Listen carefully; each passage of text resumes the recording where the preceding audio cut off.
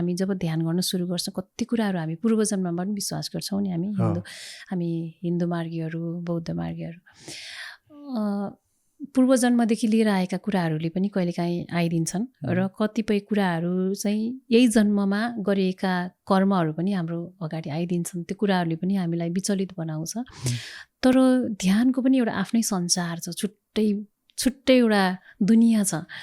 जब ध्यान गर्दै जान्छौँ हामी त्यहाँ पनि अनेक घटनाहरू परिघटनाहरू आउन थाल्छ। हाम्रो शरीरमाथि हुन्छ, विचारमाथि, हाम्रो मन मस्तिष्क सोचमाथि धेरै कुराहरू आउँदै जान्छन्। त्यो कुराहरू त्यो एकपछिको अर्को समुद्र पार गर्दै जानुपर्छ। ध्यानका चरणहरू हामी जति डिप जान्छौँ त्यति नै त्यो अवस्थामा विचलित हुने, मन भड्किने, मान्छे भड्किने, मान्छेलाई माइन्ड डिस्टर्ब हुने, त्यो अनेक तरङ्गहरू अनेक हुन्छन्। त्यो सबै कुराहरू पार गर्दै नै निस्किने हो।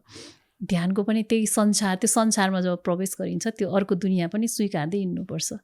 त्यो चाहिँ सामान्य कुराहरू हुन्।